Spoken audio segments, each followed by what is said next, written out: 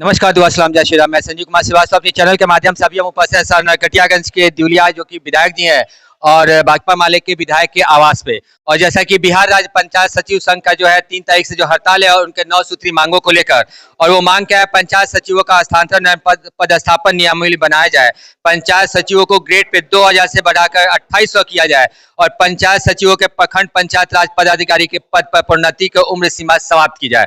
और जो चौथा मांग है वो है पंचायत सचिवों का सेवा संपुष्टि अभियान चलाकर किया जाए और पंचायत सचिवों को 2000 यात्रा भत्ता, परिवहन भत्ता भी दी जाए।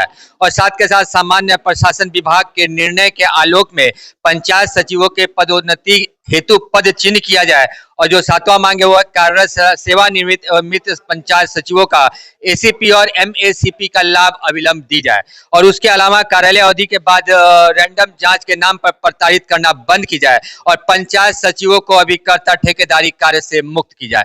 जैसा कि इसमें जो एक 8वां पॉइंट है कि कार्यालय अवधि के बाद रैंडम जांच के नाम पे प्रताड़ित करना बंद की जाए। जैसे कि रैंडमली अगर कोई है अपने घर पे है तो उनको फोन करते हैं, उनसे कहते हैं कि अपना किचन दिखाओ जहां तुम खाना बना रहे हो, अपनी वो जगह दिखाओ जहां तुम सो रहे हो, क्योंकि वो फोन पे वेरीफाई करते हैं और अगर आपने नहीं दिखाया तो आपका 1 दिन का भत्ता कट जाता है। तो यहाँ पे उपस्थित जो लोग हैं, चलिए हम लोग से जानने की कोशिश करते हैं कि इस 9 सूत्री मांग को लेके क्या कुछ आप कहते हैं और सरकार से क्या आप कुछ कहना चाहते हैं। तो बने रहे हमारे वीडियो। जैसा कि आप अभी देख सकते हैं भाकपा माले के विधायक के आवास पे हम उपस्थित है और यहाँ पे कुछ लोग आपको दिखाई दे रहे होंगे, लेकिन इनका कुछ मांगे हैं और किस तरह से ये मांग अपना रखें और इस हड़ताल को कंटिन्यू जारी रखें।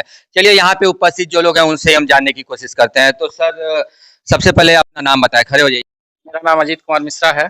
और आप लोगों ने जो ये हड़ताल किया है, कुछ आप लोगों की मांगे हैं, तो इस हड़ताल और इस मांगे के ऊपर आप क्या कह रहे हैं? ये हम लोगों का हड़ताल है बिहार राज्य पंचायत सचिव संघ के आह्वान पे। हम लोग 2 तारीख को पटना के गर्दनी बाग में सामूहिक रूप से पूरे बिहार के पंचायत सचिव इकट्ठा हुए। वहाँ पे 1 दिन का हम लोगों का धरना था। उसके बाद हम लोग वहाँ से निर्णय लिया गया संघ के द्वारा कि सभी लोग अपने अपने स्थानीय अपने अपने जिलों में चले जाए और वहाँ से अपने अपने स्थानीय माननीय सांसद महोदय, माननीय विधायक महोदय से संपर्क करके उनको ज्ञापन सौंपा जाए और उनसे रिक्वेस्ट किया जाए कि वो माननीय मंत्री जी पंचायती राज विभाग को पत्र के माध्यम से रिक्वेस्ट करें कि हम लोग की 9 सूत्री मांगे जो है। किस तरह की मांगे हैं आप लोगों की? हम लोग की 9 सूत्री मांगे हैं, जिसमें से पहली मांग है कि पंचायत सचिवों का स्थानांतरण एवं पदस्थापन नियमावली बना के उन्हें गृह जिला में भेजा जाए। जैसे यहाँ के लोग हैं जो विभिन्न जिलों में पदस्थापित है, जो 300-500 किलोमीटर दूर पदस्थापित है और अल्प वेतन भोगी होने के कारण वे लोग अपने परिवार का निर्वहन भी नहीं कर पाते हैं और परिवार से मतलब मुश्किल परिस्थितियों में भी, किसी इमरजेंसी में भी नहीं मिल पाते हैं। तो सबसे हम लोगों की पहली मांग ये है कि गृह जिला में पदस्थापन किया जाए हम लोगों का। दूसरा मांग ये है कि हम लोग का ग्रेड पे बहुत कम है। हम लोग से 29 विभागों का कार्य लिया जाता है और ग्रेड पे हम लोगों का बहुत ही कम है, जिसमें वर्तमान समय में इस महंगाई के दौर में गुजर बसर करना भी बहुत मुश्किल हो जाता है। तो ग्रेड पे अभी हम लोगों का 2000 है, जिसे हम लोगों की मांग है कि बढ़ा के 2800 किया जाए। ठीक है। तीसरी मांग ये है कि हम लोग पंचायत सचिव है तो हम लोग 29 विभागों का कार्य देखते हैं, लेकिन हम लोग का प्रोन्नति जो है सिर्फ पंचायती राज विभाग में प्रखंड पंचायत राज पदाधिकारी के पद पर ही होती है। लेकिन चूंकि और सामान्य प्रशासन विभाग वगैरह में बहुत सारे प्रोन्नति से संबंधित नियम है, तो उससे प्रेरणा लेके इसमें भी विभिन्न विभागों में प्रोन्नति की अवसर दी जाए। उसके बाद हम लोग की विभिन्न जिलों में सेवा संपुष्टि नहीं हो पाई है। कार्य करते हुए सभी को लगभग 3 वर्ष हो गया है, जबकि सामान्य प्रशासन विभाग का आदेश है कि 1 साल में भी पत्र आया था जिसमें 1 साल में कर देना था। तो इसको अभियान चला के सभी जिलों में पूर्ण किया जाए, सेवा संपुष्टि किया जाए। उसके बाद हम लोगों को विभिन्न कार्यों से कभी पंचायत से जिला और ब्लॉक जाना आना पड़ता है, तो हम लोगों को परिवहन भत्ता बिल्कुल नहीं दिया जाता है। तो अभी परिवहन भत्ता नहीं मिलता? बिल्कुल नहीं दिया जाता है। तो परिवहन भत्ता का भी मांग इस 9 सूत्री में किया गया है, 9 सूत्री मांग में। उसके बाद और भी सब मांगे हैं जहाँ एसीपी एमएससीपी का लाभ नहीं मिल पाया है लोगों को, इसको भी अविलंब दिया जाए। और एक बहुत ही इम्पोर्टेंट चीज़ है कि जैसे हम लोग 10 से 5 कार्यावधि होता है, तो 10 से 5 तो हम लोग कार्यालय में रहते हैं। सभी पंचायतों में बायोमेट्रिक फिंगरप्रिंट लग चुका है, उससे अटेंडेंस बनता है और उसी अटेंडेंस के आधार पर वेतन भी मिलता है। लेकिन अभी ऐसा किया जा रहा है कि पंचायत सरकार भवन जहाँ निर्मित है, वहाँ पे सरकार द्वारा कहा जा रहा है कि आप लोग वहीं आवासन कीजिए। लेकिन पंचायत सरकार भवन चूँकि पंचायतों में सरकारी जमीन पे ही बनना है, तो ऐसे-ऐसे जगह पे है जहाँ श्मशान है, शमशान है, नदी किनारे है, आबादी से बहुत दूर-दूर जगह है। शहर गाँव से काफी दूर है। जी, जी। जहाँ रह पाना मतलब मुश्किल है। मुश्किल है, मानवीय आधार पे वहाँ रह पाना बिल्कुल मुश्किल है। लेकिन सरकार द्वारा विभाग द्वारा वहाँ से 8 बजे 9 बजे रात को कॉल किया जाता है, रैंडम वेरिफिकेशन के तौर पे वीडियो कॉल किया जाता है कि आप दिखाइए कि आप कहाँ हैं, अपना किचन दिखाइए, बाथरूम दिखाइए, कहाँ खाना बनाते हैं, कहाँ कपड़ा क्या रखे हैं। और नहीं पाए जाने पे वहाँ से विभाग से ही कार्रवाई करके 1 दिन की वेतन कटौती और विभिन्न प्रकार की विभागीय कार्रवाइयाँ की जा रही है। तो इस पे बहुत गंभीरता से विचार करते हुए रोक लगाए जाने की मांग है।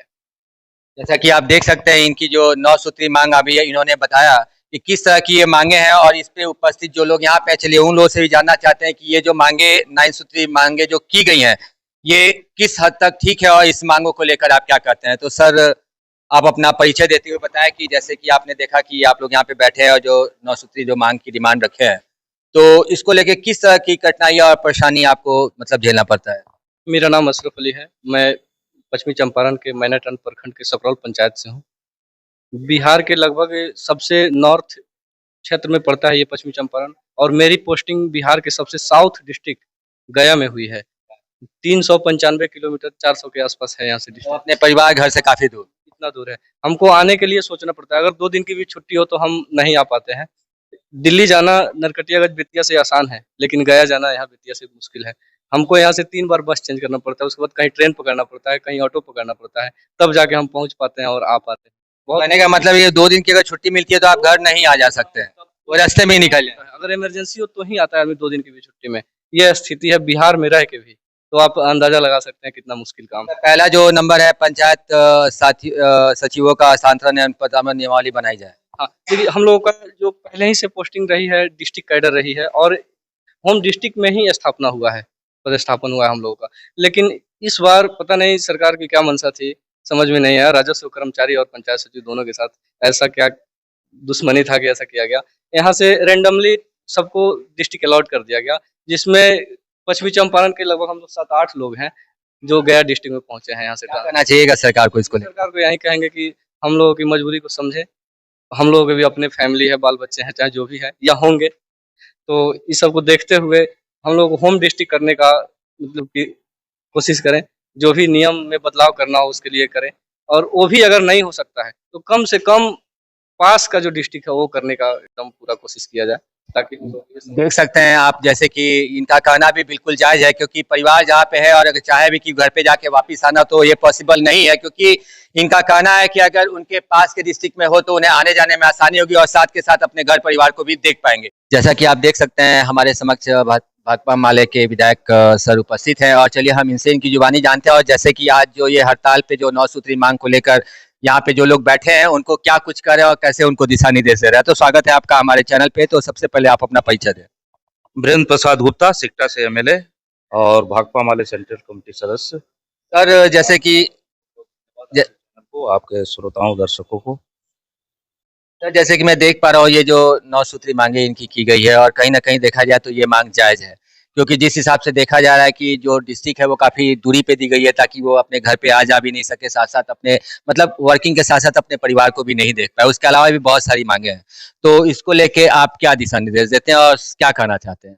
इनकी सभी मांगे जायज हैं और जैसा कि यहाँ उपस्थित जो पंचायत सचिव हैं जो जिन्होंने अपनी मांगों के बारे में आपसे विशेष चर्चा की, तो एक तो मांग उसमें सबसे प्राथमिक मांग है कि इन लोगों को स्टेट कैडर का दर्जा मिलना चाहिए और इस हिसाब से अपनी सहूलियत के हिसाब से ये जहाँ जा सकें वहाँ जाएं। तो अभी में सरकार ने इनको एक डिस्ट्रिक्ट कैडर का दर्जा दिया है और व्यवहार में सरकार ने स्टेट कैडर के रूप में काम लेना शुरू कर दिया।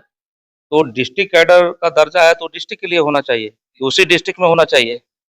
लेकिन ये बिल्कुल ही विपरीत बात है कि आप इनको डिस्ट्रिक्ट कैडर घोषित करते हैं और स्टेट कैडर के रूप में आप इसको इस्तेमाल करके राज्य के सुदूर इलाकों में काम लेते हैं। तो पहले तो सरकार इसका प्रावधान करे कि जो जिस डिस्ट्रिक्ट के हैं वहाँ उनको जिम्मेवारी दी जाए, तय की जाए। दूसरी बात है कि इनका वेतन जो है ये काफ़ी कम है और ऐसी स्थिति में आप इनको सुदूर जिलों में भेज देते हैं जहाँ इनके घर से बहुत दूर का जिला है। जैसे कि ये अशरफ ने बताया कि भाई 400 किलोमीटर गया है। तो आप सोच सकते हैं कि ये कितनी परेशानी वाली बात है और पैसा भी कम है, कोई वो पदाधिकारी रैंक में भी नहीं है कि उनको तमाम गाड़ी मिला हुआ है, तमाम उनके लिए हर तरह का अपना अलग ऑफिस है, अपना आवास है, ऐसी भी कोई सुविधा नहीं है। आवाज तो दे रही है ना इन लोग।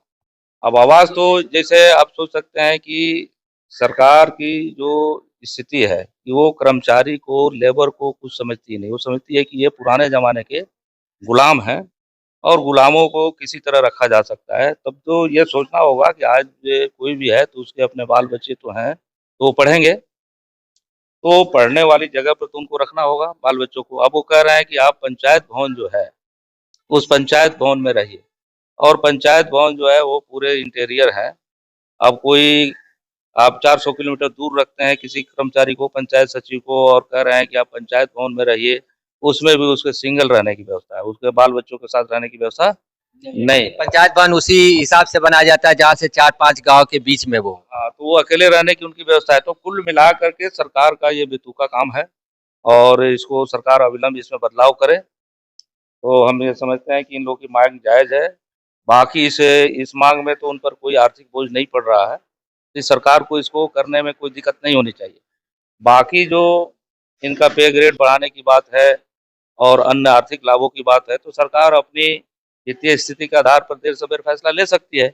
लेकिन ये फैसला जो है, ये फैसला तो बिल्कुल ही अनिवार्य है कि जो जिस जिले का है, यदि आप डिस्ट्रिक्ट कैडर मानते हैं, तो उनके जिले का कैडर मानें और उनको उसमें उस जिले में ही पदस्थापित करें। तो इस मांग के साथ पूरी तौर पे भाकपा माले है, तमाम हम लोग का जो भी यहाँ बिहार में जो कर्मचारी संगठन है, शिक्षक संगठन है, सब एकजुट है इसके साथ।